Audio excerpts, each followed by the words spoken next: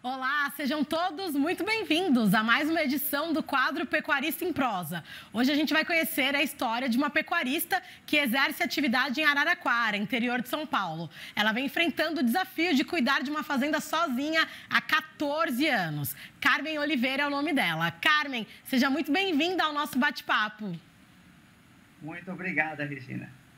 Carmen, para a gente começar, como foi para você assumir esse desafio, né? Como eu falei aí, de cuidar de uma propriedade sozinha há 14 anos. Como que foi tudo isso, Carmen? Então, eu não tive muita opção, viu, Regina? Eu não tive opção. Meus pais faleceram e depois de uns anos faleceu meu irmão, que tomava conta. Então, eu mesma tive que enfrentar, cuidar da fazenda sozinha. Meus filhos eram pequenos, né? E foi muito difícil para mim, muito mesmo. Mas, enfim, os anos foram passando, eu fui me habituando, né? Porque a gente tem que se habituar, não vai ter jeito. E hoje, graças a Deus, eles estão mais velhos, né? E hoje eles me dão uma grande ajuda, né? Hoje eles me ajudam. Certo, Carmen. Então, como que é hoje para você a rotina de vocês, né? Com a ajuda dos seus dois filhos, como vocês se dividem com as atividades da fazenda? Bom, na realidade, eu comando ainda, Regina, porque eu sou muito detalhista, eu gosto de ver direitinho as coisas. Hoje você não pode errar, porque o dinheiro não leva desaforo, então você tem muito cuidado. E eles não têm tanta experiência nessa parte. Porém, nós vamos sempre conversando, tirando as dúvidas, né? Às vezes brigando um pouco para entrar num acordo. Então, isso vai me ajudando, né? Eu também tenho um grupo de mulheres do agro que auxiliam muito, né? As mulheres que têm propriedade rural, e dando dicas, dando informações, enfim, isso também me ajuda. Então, de uma maneira geral, eu tirei, né? Eu fui indo, e hoje eu aprendi muito. Não tem nem comparação de a Carmen Verônica de antigamente e a Carmen Verônica de hoje. Graças a Deus eu consegui superar. Eu imagino, Carmen, imagino que foram muitos os desafios. E tem algum desafio que você enfrentou lá no começo que talvez se tivessem te dado até uma dica, teria sido diferente? Olha, eu tive vários desafios, né? É difícil você entrar assim, no ambiente do homem, né? Porque sempre foi um ambiente masculino, o agro. Então, para mim, foi muito difícil. Eu vim de São Paulo. Eu não tive essa. Eu vinha para a fazenda para lazer, para as férias de verão, férias de inverno. Então, quando eu me vi que eu tinha que lidar com homens a respeito de, sei lá, plantio, funcionários, compra, venda de gado, foi difícil aprender assim, né? Aprendi de tanto tombo que eu tomei, viu, Regina? Eu imagino. E às vezes a gente se vira e às vezes é até a melhor forma, né? Porque aí depois a gente fica Exatamente. mestre ali no assunto, né?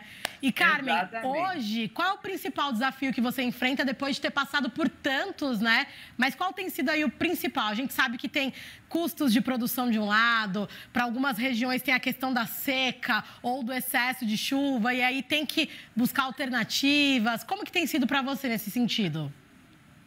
Então, lá na propriedade, nós tivemos uma seca grande, né? Não o ano passado, mas o ano retrasado. Eu vejo sempre queimadas por ali, é muito perigoso, fico muito preocupada. E, enfim, muitas chuvas também, chuvas demais também não é bom. E, enfim, esses desafios eu já me acostumei.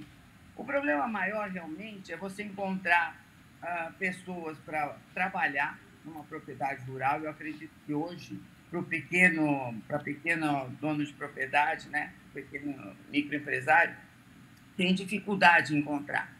Não é fácil. Então, você não pode fazer tantos planos assim, porque o seu plano fica limitado. E se a pessoa for embora? E se eu tiver dois? E eles brigam? É muito difícil. Por outro lado, eu acho que fica difícil, porque desde o grande até o pequeno, está muito difícil o agronegócio. está simples assim. Quando a soja dá problema, quando a cana também não, às vezes pode dar problema, tudo é difícil, não é simples assim. Que a pessoa planta, recebe, otimamente bem, não é tão simples quanto parece, né? Então, para mim, esses são os desafios. Gostaria de que lá fosse uma fazenda muito, muito, muito produtiva, mas eu tenho que ir devagar. E não adianta eu dar um passo maior que a perna e depois eu tenho que voltar para trás, não é verdade?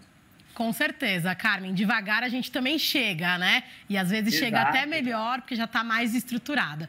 E, Carmen, a gente sabe que a vida não é feita só de espinhos, né? Então, eu queria saber quais foram as conquistas que você teve aí ao longo desses 14 anos, coisas que você superou, que você nem imaginava, ou conquistas materiais mesmo que você adquiriu para a fazenda.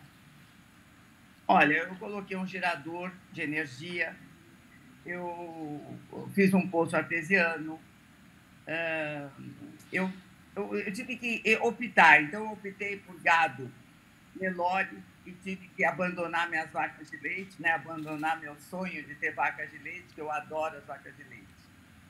Mas o que eu vou fazer? Hoje os tempos mudaram, você não tem um funcionário qualificado para isso, cada vez estão diminuindo mais. Então, enfim, eu gosto muito de lá, meus filhos amam a fazenda e esse é o prazer maior que eu tenho. Que eu tenho um dia, quando eu me for, eles vão continuar lá, ali, né? Lutando para que ela seja muito produtiva. Com certeza, Carmen, é um dos legados, né? E, Carmen, de pecuarista para pecuarista, qual o conselho que você daria para alguma mulher que está assistindo a gente e que nesse momento se encontra na mesma situação que você esteve há 14 anos atrás? Olha, que não desista. Muitas vezes eu pensei em desistir, porque é muito difícil. Eu falava assim, vou vender essa propriedade. Não aguento mais, vou vendê-la. Mas depois eu continuava pelos meus filhos, que amam aquilo tudo. E também a fazer parte de um grupo, né, de mulheres do agro. E desde as pequenas até as grandes fazendeiras, propriedades rurais, elas ajudam muito. Elas auxiliam a fazendeira, a rural de qualquer maneira. Então, eu acho isso muito importante. Com certeza, Carmen. É muito bom ter esses grupos, né, que se apoiam de pecuarista para pecuarista, que entende aí o que você está enfrentando, o que cada uma enfrenta. É muito bacana e importante ter essa troca, né? Carmen, eu quero agradecer demais a sua participação, o seu tempo aqui com a gente. Obrigada por compartilhar a sua história e da sua família, viu? Obrigada a vocês pela oportunidade. E até uma próxima. Viu? Até uma próxima. Tchau, tchau. Tchau, tchau. Bom, esse foi mais um Pecuarista em Prosa de hoje, mais uma história para inspirar você que está assistindo a gente. E lembrando que se você tem uma história bacana e quer compartilhar ou conhece alguém que tem uma história bacana, alguma mulher pecuarista, é só passar o meu contato. É redourado@tvterraviva.com.br. Até mais!